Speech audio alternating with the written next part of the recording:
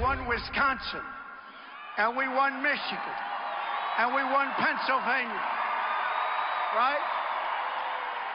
And that person is doing the map.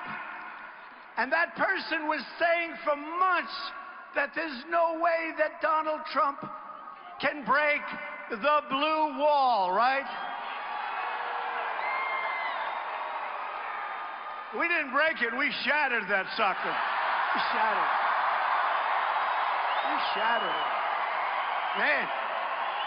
Well, if you missed it, that's President-elect Donald Trump taking a victory lap last night in Cincinnati during the first leg of his pre-inauguration thank you tour, saying everyone, including the media, got his stunning election victory tally totally wrong. Let's talk about it with our media panel today. Lynn Sweet is Washington bureau chief for the Chicago Sun-Times. Judith Miller, Pulitzer Prize-winning investigative reporter, author, and Fox News contributor. And Bill McGurn, Main Street columnist for the Wall Street Journal and former editorial page editor of the New York Post, also a former chief speechwriter for George W. Bush. Bill, we don't have you on the panel often, so I want to start with you. Have you ever seen anything like this thank you tour from a president-elect? No, this was spiking the ball in the end zone. He's having a lot of fun, and you must say the crowds that are watching him are having a lot of fun too. Well, and he won cheers, Lynn, with the reference to the dishonest media again. He did that a lot during the campaign, but he brought it up again last night. It seems like we're in for perhaps 4 years of derision from the incoming administration. We'll have a different, yes, but it only goes so far. At some point, he will have to govern, and if he wants to continue he's entitled. He's entitled to do everything he is doing now, including making his announcements of his cabinet picks at a rally. So nothing has changed his view, but he still needs the media because he likes to be on. He still uses it, so all we are is in big uncharted territory. He was talking about, you know, a newscaster that he saw crying or heard about crying when... Who was that? I don't know. He was talking about somebody crying when he found out that Donald Trump was winning in states like Michigan and Wisconsin, Judy. Chris Wallace was on earlier this morning, said he thought the speech was kind of funny and you know, felt like, well, he didn't take it personally, these criticisms of the press. What did you make of it? Well, Chris and seasoned journalists have a very thick skin.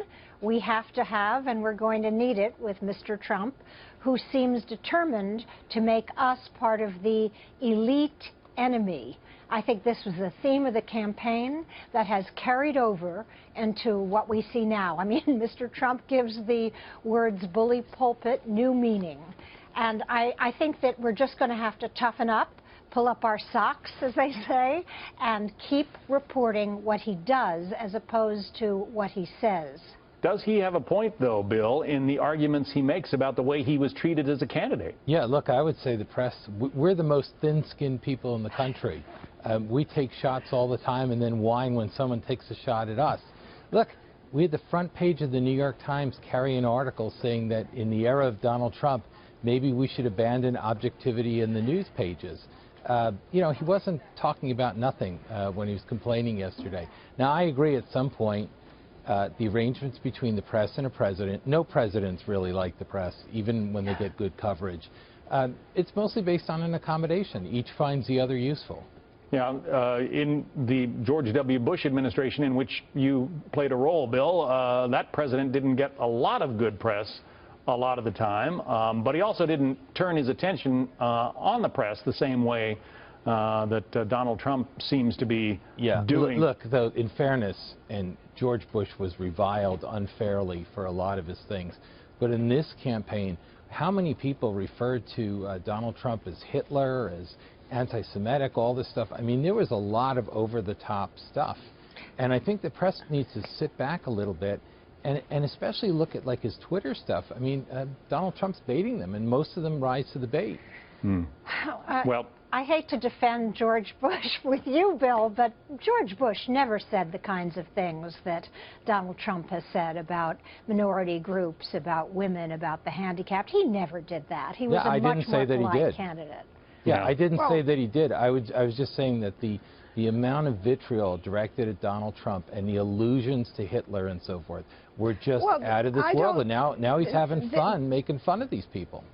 hold on. First of all, let's just talk about one other thing you brought up, Bill, since this is a media thing. What reporters are doing, you said it's putting away objectivity.